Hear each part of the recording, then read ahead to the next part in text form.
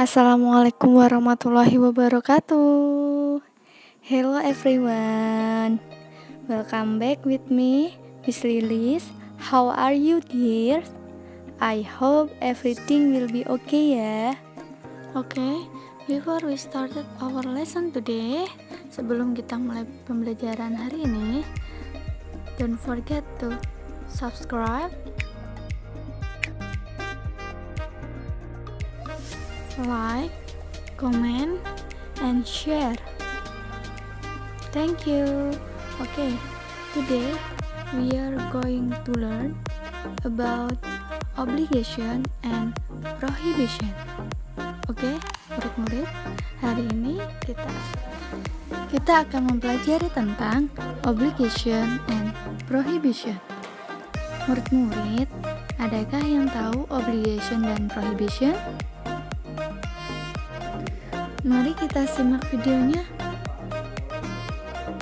Materi yang pertama adalah tentang obligation yang mempunyai makna keharusan, lalu yang kedua prohibition yang mempunyai makna larangan. So, what is the definition of obligation? Obligation is the way to express what they have to do or we or I have to do, yang mana artinya situasi di mana mengungkapkan apa yang harus mereka lakukan. Jadi, obligation mempunyai makna sebuah keharusan. Then, how the way to express it? Lalu, bagaimana cara untuk mengungkapkannya? Gimana sih cara mengungkapkannya? Untuk membuat kalimat yang menunjukkan suatu keharusan, kita bisa menggunakan dengan kata must and have to or has to. The function of the must is used to express an obligation that comes from the speaker, yang mana artinya must ini digunakan untuk mengekspresikan suatu keharusan yang datang dari diri sendiri atau pembicara. Sedangkan have to or has to, the function is used to express an obligation that come from someone else, yang mana artinya have to or has to digunakan untuk suatu aturan atau sebuah keharusan yang bukan berasal dari diri sendiri atau pembicara. Jadi, bisa kita simpulkan dari sini, must adalah bentuk suatu keharusan yang mempunyai sifat khusus. Sedangkan have to or has to adalah bentuk sebuah keharusan yang mempunyai sifat umum. Then, how to make obligation sentence? Cara membuat kalimat keharusan yang pertama, kita bisa menggunakan dengan kata must yang mempunyai makna harus, yaitu rumusnya subjek plus must plus verb 1 atau bentuk kata kerja yang pertama. For example, I must study hard, I must speak louder. Sedangkan bentuk obligation atau keharusan yang kedua yaitu dengan menggunakan kata have to atau has to, yang mana rumusnya adalah subjek plus have to atau has to plus verb 1 atau bentuk kata kerja yang pertama. For example, you have to wear uniform, she has to wear uniform. Lalu, bagaimana penggunaan have to atau has to? Lalu, perbedaannya bagaimana? Penggunaan dan perbedaan antara have to dan has to adalah have to dipakai untuk subjek I, we, you, and they, atau kalian bisa menyebutnya dengan they, we, I, you. For example, you have to wear uniform. Sedangkan penggunaan has to yaitu dipakai untuk subjek he, she, and it. For example, she has to wear uniform. Sampai di sini sudah paham semuanya? Lalu, materi selanjutnya adalah tentang prohibition. What is prohibition? Anyone know? Prohibition adalah sebuah kalimat larangan atau peringatan bagi orang lain untuk tidak melakukan sesuatu. Prohibition di sini divided into 3 types. Prohibition dibagi menjadi 3 jenis. Yang pertama yaitu verbal prohibition, yang kedua adalah nominal prohibition, dan yang terakhir adalah prohibition no plus verb ing. Mari kita langsung simak saja penjelasannya. Bentuk prohibition yang pertama adalah verbal prohibition. Apa itu verbal prohibition?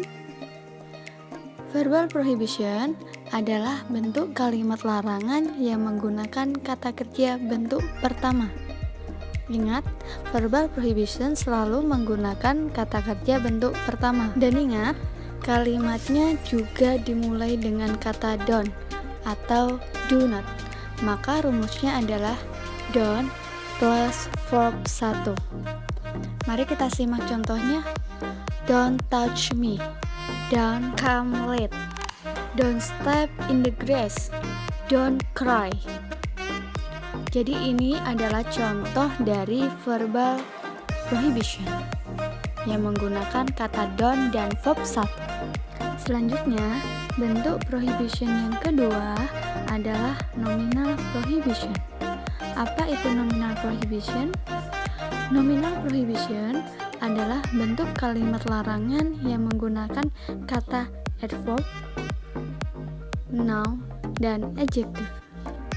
Maka rumusnya adalah don't plus be plus adverb or noun or adjective.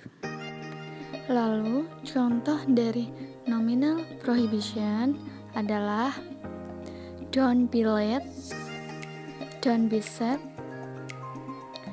don't be lazy, don't be a stupid person.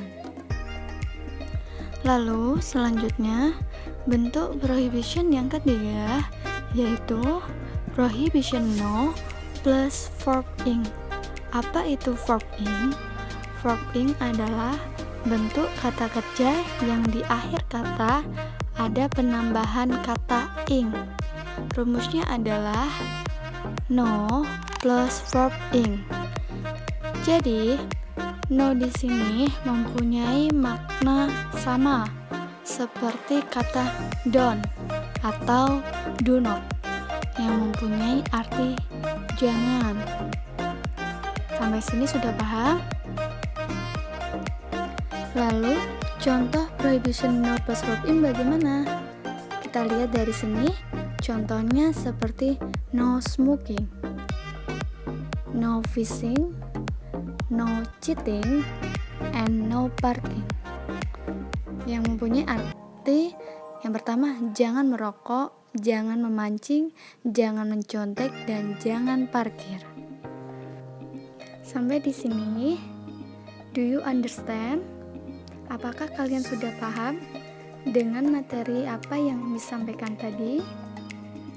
Nah, setelah kalian mengetahui definisi dari obligation dan prohibition, lalu struktur obligation dan struktur prohibition serta penggunaan dari obligation dan prohibition, sekarang Miss akan bertanya kepada kalian semua, which one is obligation? Silakan dilihat contohnya. Manakah yang merupakan obligation?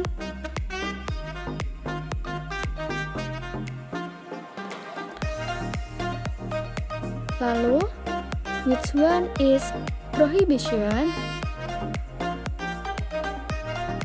Lalu, manakah yang merupakan prohibition?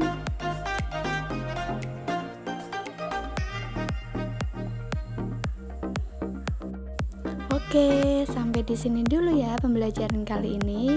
See you next time. Semoga bermanfaat. Jangan lupa di-subscribe, like, comment, and share. Wassalamualaikum warahmatullahi wabarakatuh.